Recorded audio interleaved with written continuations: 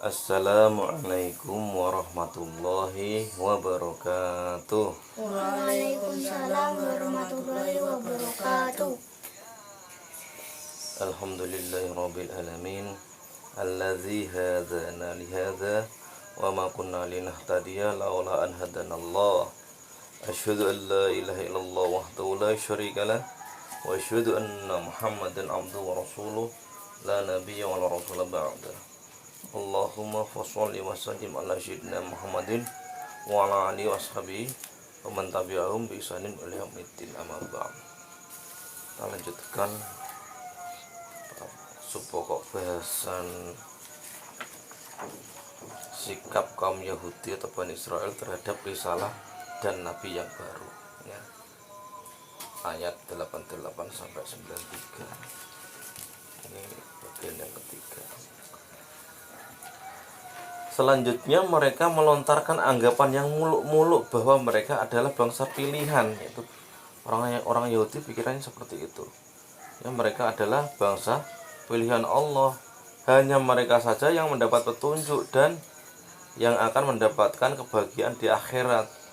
Umat dan bangsa lain tidak akan mendapatkan bagian apa-apa di sisi Allah di akhirat nanti. Main klaim saja. Makanya kita jangan main klaim seperti ini. Nggak jauh beda dengan bangsa Yahudi. Masalah akhirat, masalah surga, masalah pahala itu urusan Allah. Kita nggak usah turut campur, nggak usah mengkalkulasi ya. Dapat ini urusan Allah. Belum tentu kita anggap kita dapat pahala, terus di sisi Allah kita dianggap dapat pahala. Jangan-jangan kita riya, jangan-jangan kita nggak ikhlas seperti itu, menguap pahala kita yang harusnya kita dapat. Orang Yahudi malah sebaliknya, nggak ada pahala, nggak ada apa-apa, mereka mengklaim sudah mendapatkan kebahagiaan akhirat ya. Yang bangsa lain, umat lain tidak dapat apa-apa. Nah, seperti itu ya. Anggapan ini juga mengandung pengertian bahwa orang-orang yang beriman kepada Nabi Muhammad SAW tidak akan mendapatkan bagian kebahagiaan di akhirat. Tujuan utama mereka melontarkan anggapan dan dakwaan seperti ini adalah untuk menggoncangkan kepercayaan kaum muslimin ya terhadap agamanya, terhadap janji-janji Rasulnya, dan terhadap janji-janji Al-Quran kepada mereka. Oleh karena itu Allah menyuruh Nabi-Nya SAW agar mengajak kaum Yahudi ini melakukan mubahalah ya, yakni kedua belah pihak sama-sama berdoa kepada Allah agar membinasakan pihak yang berdusta. Qul in kana lakumud darul akhiratu indallahi khalisatan min dunin nas fatamannawul mauta in kuntum shadiqin. Katakanlah, jika kamu menganggap bahwa kampung akhirat surga itu khusus untukmu di sisi Allah, bukan untuk orang lain, maka inginilah kematianmu jika kamu memang benar ya diajak mubahalah ini. Dan dikomentarilah tantangan ini dengan menetapkan bahwa mereka tidak akan menerima ajakan mubahalah itu dan tidak akan meminta kematian karena mereka mengetahui bahwa mereka berdusta. Sadar mereka gak mungkin berani pada karo bunuh diri ya.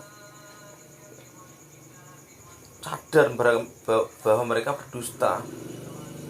Di sisi lain mereka sadar juga bahwa Rasulullah adalah nabi akhir zaman. Kalau mereka sampai terpancing untuk mubahalah, mati mereka ya, karena pasti Rasulullah perkataannya benar ya, doanya diijabah oleh Allah seperti itu.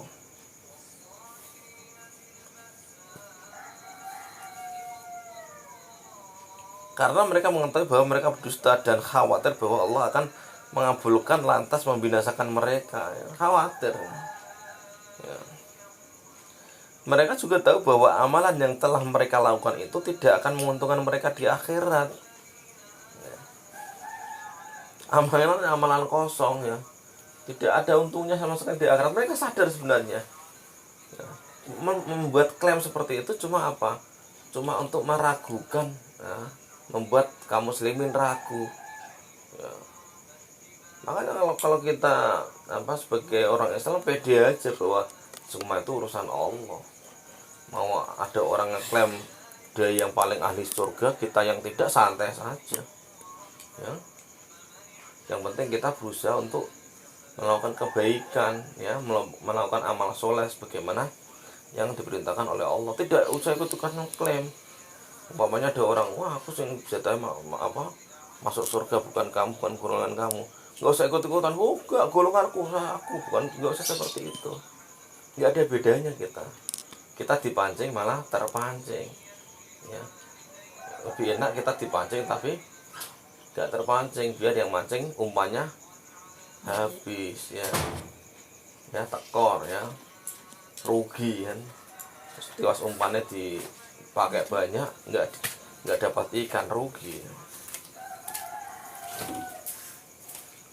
Dengan begitu mereka akan mendapatkan kerugian di dunia dengan kematian yang mereka minta, dan rugi di akhirat karena amalan buruk yang telah mereka lakukan. Oleh karena itu mereka tidak akan menerima tantangan ini karena mereka adalah manusia yang paling berambisi terhadap kehidupan, dan dalam hal ini mereka dan kaum musyrikin sama saja berambisi pada kehidupan. Kalau perang itu takut mati mereka. Beda dengan orang Islam, orang mukmin. Orang mukmin kalau sudah dibilang jihad, ya mencari mati, berani mati, karena syahid adalah cita-cita jalan tertinggi gitu, cita tertinggi. Tapi karena berani mati itu bukan berarti mati konyol, gak khawatir perang itu, gak khawatir mati, sudah mati sudah tanpa Allah, sungguh-sungguh. Maka kalau tidak takut mati, tidak ada kekhawatiran, tidak ada keraguan untuk berperang. Kalau kamu ragu, umpamanya adu pukul ragu, kamu kemungkinan besar kalah karena kamu tidak punya keberanian atau kepastian dalam melakukan melakukan serangan. Tapi kalau orang-orang Yahudi ini wedi mati nak perang, golek bolos sing akeh, ada teman yang banyak, kalau bisa mereka jadi bempernya gitu.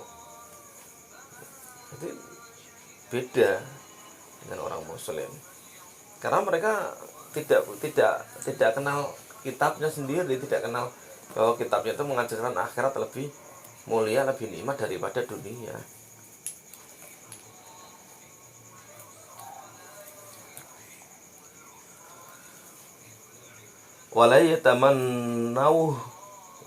Walayyatamannauhu abada bima qaddamat aydihim wallahu alimun bidzalimin wala tajidannahum ahrasan nasi ala hayati wa minal ladina asyraku yawantu ahaduhum law yu'ammaru alfasanatim ma huwa bimuzahzihi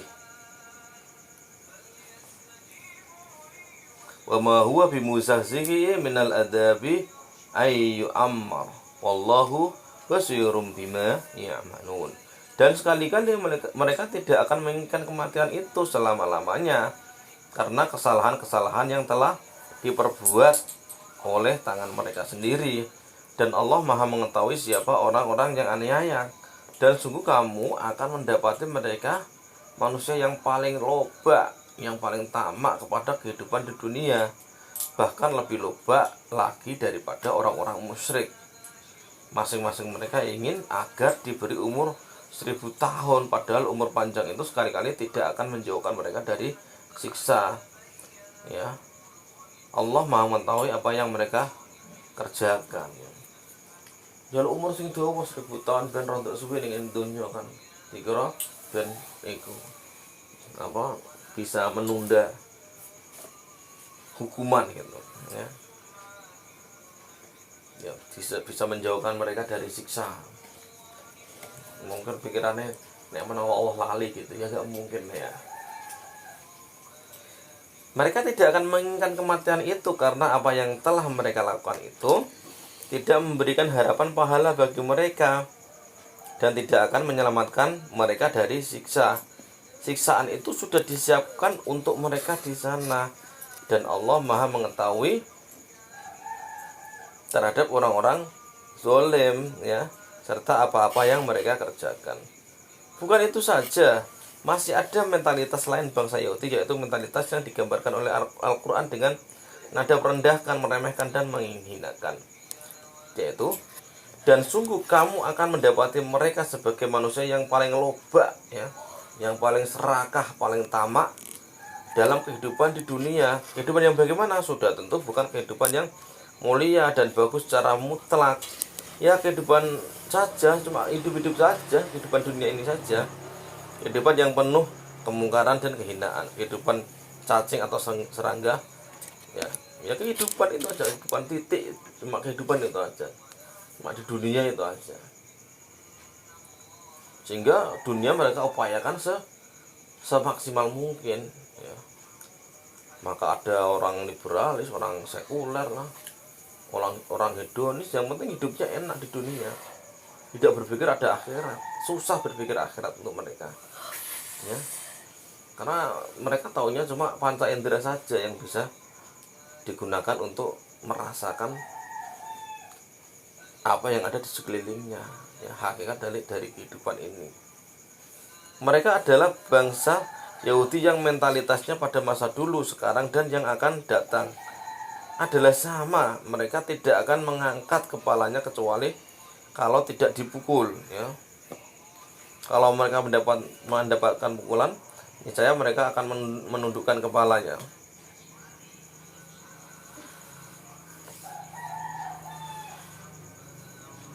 Ya, akan menundukkan kepala, sayu wajahnya karena takut, namun tetap loba dan berambisi terhadap kehidupan dan yang bagaimanapun, gitu. Mereka tuh takutnya tuh kalau ditindas kayak seperti zaman Fir'aun, ditindas oleh yang kelihatan, yang benar-benar bisa mereka rasakan sekarang. Jadi mereka nggak ada ketakutan sama sekali nanti ada balasan neraka dan sebagainya, karena tidak masuk di akal mereka, gitu. Mereka tidak bisa membayangkannya, tidak bisa memfiksikannya, seperti itu.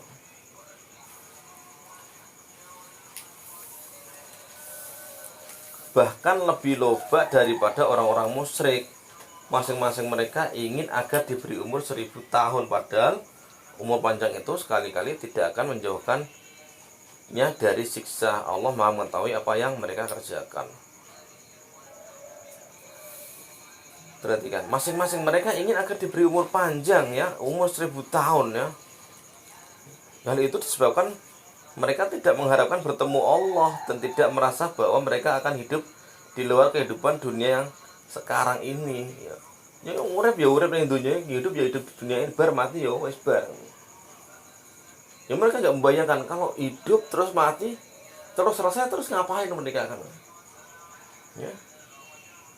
Hidup cuma bersenang-senang terus selesai, terus dunia ditutup, nggak ada apa-apa, gimana, ya. Tutup semua, nggak ada apa-apa. Kita coba bayangkan, ya, nggak ada kita, nggak ada yang lain, nggak ada apa, terus apa manfaatnya, gitu, ya. Hidup ini apa ya manfaatnya? Kenangannya pun tidak ada kalau kita beranggapan bahwa dunia habis di dunia, hidup itu habis di dunia, terus setelah itu hilang, tidak ada apa-apa, nggak ada bekas. Jadi apa bedanya kalau berpikir seperti itu, mati sekarang dengan mati yang akan datang, ya. Hidup yang enak dengan hidup yang sengsara.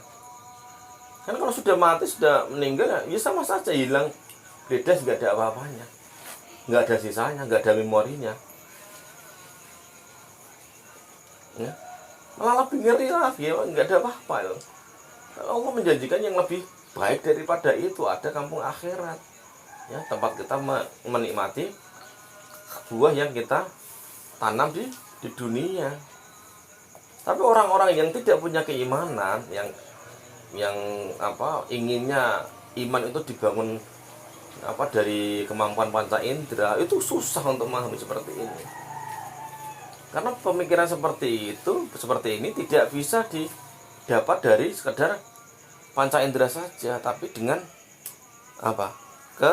ketajaman hati, dengan mata hati, mata batin yang tajam. Cobalah dibayangkan, kita hidup, setelah hidup meninggal, setelah meninggal tidak ada apa-apa lagi. Apa gunanya hidup ini? Nggak ada memori sama sekali, nggak ada yang bisa kita kenang, nggak ada balasan apa-apa. Ya, sama aja kita ada dengan tidak ada. Ya, hidup di dunia cuma segitu-gitu aja kan. Setelah itu hilang, nggak ada apa-apa. Terus gimana kita? Di mana kita kan? Ya, Allah memberi yang lebih baik bahwa di dunia ini menanam, nanti kita akan menuai di akhirat. Ya, habis hidup di dunia, ya, entah senang entah susah, itu tergantung dari bagaimana kita mensikapi, bagaimana kita berkhusnudon pada Allah. Dan setelah itu kita menikmati di akhirat nanti. Ada yang tidak berhenti hidupnya. Tapi kalau kita berpikir hidup di dunia saja, itu apa bedanya kita mati sekarang dengan mati yang akan datang? Ya, sama, hilang, memori hilang, tidak ada apa, tidak ada yang perlu diingat, tidak ada kebanggaan yang tersisa. Ya, mati aja, dunia digulung, tidak ada dunia lagi, terus tidak ada apa-apa. Ya, yang ada cuma Allah. Terus bagaimana kita kan? Terus apa yang bisa kita banggakan? Kenikmatan di dunia atau kemuliaan di dunia? Sudah tidak ada apa-apanya. Itu yang harus kita pahami dari lubuk hati yang paling dalam.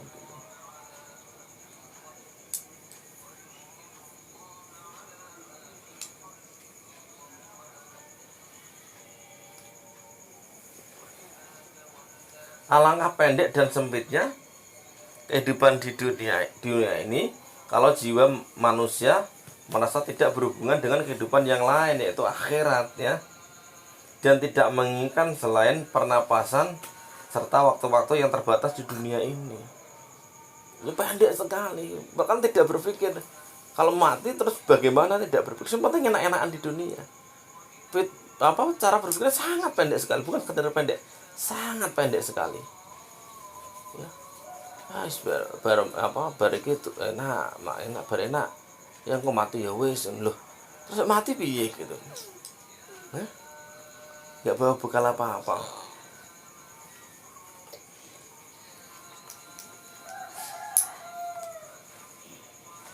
Ya, harus kita bisa bayangkan kalau kita meninggal, ya, ternyata semua yang disampaikan Allah benar, ya, kita berjalan dengan rombongan manusia yang banyak, semuanya pada membawa bekal, kita tidak membawa apa-apa namanya. Kayak orang Yahudi seperti ini, kita nggak bawa bekal apa-apa untuk bekal akhirat. Apa kita di perjalanan jadi manusia yang sangat sengsara. Tidak ada bekal makan, tidak ada bekal minum, ibaratnya seperti itu. Ya, kita perjalanan jauh yang kalau digambarkan ada yang menunggu sampai Allah memberi keputusan aja sampai bertahun-tahun gitu, ya. Ada yang menggambarkan seperti itu. Kita nggak punya bekal apa-apa gitu. Habis kita. Habis bukan habis, tapi sengsaranya luar biasa.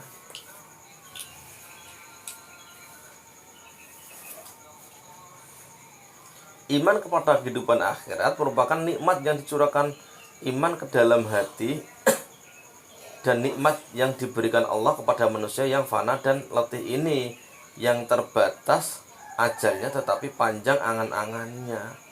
Ya, umurnya itu pendek, manusia kita tuh paling rata-rata 60-an lah, 100 itu sudah lebih-lebih, ya. Tapi anganannya panjang, seakan-akan itu seperti hidup di dunia selama-lamanya dan umurnya tetap sama gitu. Tidak merasa minta umur yang panjang, tidak merasa kalau tua itu susahnya bukan main, mulai sakit-sakitan, ya, mulai rewel, mulai tidak bisa apa-apa. Apa gunanya dikasih umur panjang kalau seperti itu kan? Nah, kalau minta umur panjang seperti itu juga Mau ngapain kita kalau nggak bisa apa-apa? Malah siksa apa kayak siksaan yang berat kalau kita nggak bisa mengambil pelajarannya.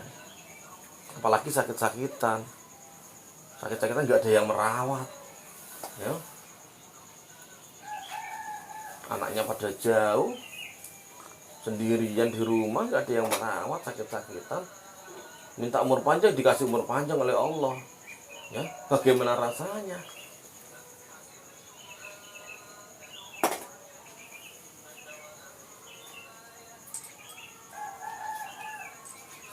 Dan tidaklah seseorang menutup atas jiwanya jendela tembus ke dalam ke alam keabadian ini, dan melainkan karena hakikat kehidupan ini di dalam ruhnya sangat minim atau sudah padam gitu. Ya seperti ini ya, orang-orang Yahudi rata-rata seperti itu. Dan kalau kita mengikuti model-model kayak Yahudi, kita akan seperti itu juga gitu. Kita seakan-akan hidup di dunia, tapi apa hakikat kehidupannya sudah sangat kecil sekali, dan diibaratkan api itu hampir padam atau malah sudah padam seperti itu. Ya kelihatannya di dunia seperti apa manusia yang apa luar biasa ini. Tapi nggak tahu dia sebentar lagi meninggal itu. Paling berapa tahun lagi dia meninggalkan itu. Itu yang harus kita pahami. Ya tidak ada ceritanya kita, tidak ada gunanya atau tidak ada ceritanya kita akan nikmat untuk bersombong diri, berbangga-bangga diri. Nah, ketika kita bersombong diri, berbangga diri, sebenarnya ada penyakit dalam jiwa kita, ingin diakui manusia. Kalau sudah kita ingin diakui manusia, maka kita akan lupa pada yang menciptakan kita. Kesombongan itu akan menutup apa posisi kita sebagai hamba di sisi Allah, ya. Itu otomatis tidak bisa kita sombong terus apa di waktu yang sama kita mengingat Allah, tidak. Karena ketika kita mengingat Allah, kita tidak mungkin berani sombong. Nah, kalau ada sedikit kesombongan langsung istighfar. Maka iman kepada akhirat, yang berarti iman kepada keadilan Allah yang mutlak dan balasannya yang sempurna, mungkin itu sendiri sudah menunjukkan adanya pancaran kehidupan di dalam jiwa dan terisinya jiwa dengan kehidupan yang tidak terbatas oleh batas-batas duniawi. Kalau sudah ada keimanan kita terhadap hari akhir, itu luar biasa, kita pancaran hidup kita luar biasa positif seperti itu. Beda kalau orang yang tidak ada keimanan dari akhir, hidupnya itu kok walaupun bahagia kayak terlunta-lunta secara psikis, ya, secara spiritual, ya. Orang melihat dia bergelimang harta, tapi wajahnya cemberut terus, ya, judek terus seperti itu. Karena dia tidak punya harapan nanti setelah mati apa, ya mati ya wes bar terus gak ono, terus apa kita nggak bisa membayangkan kalau terus nggak ada, terus memori kita apa di dunia ini gunanya untuk apa? Nggak ada gunanya, ya. Kalau ada akhirat kita masih diingatkan oleh memori kita, walaupun kita juga sering malu kalau ditunjukkan bahwa kita banyak kesalahan.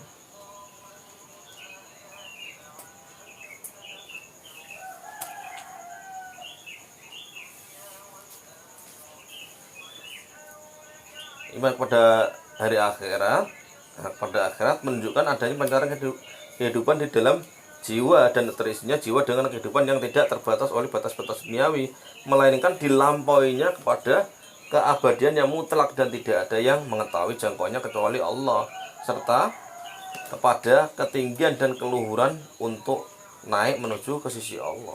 Seperti ini kalau kita memaksa diri untuk membayangkannya, ya rugi sebenarnya kita. Maksudnya gini, kita di posisi di dunia ini membayangkan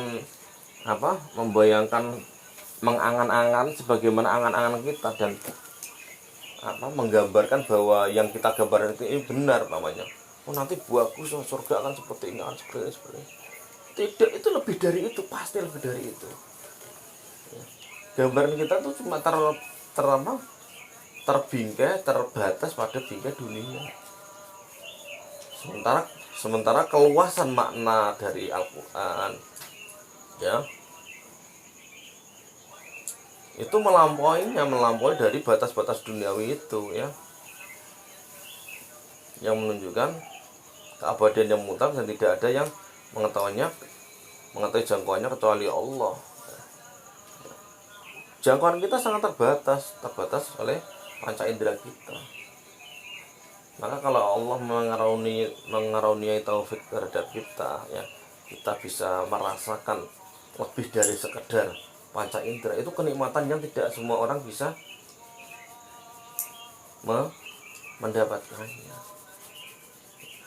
Harus diasah terus mata batinnya, harus diasah terus ketajaman spiritualitasnya.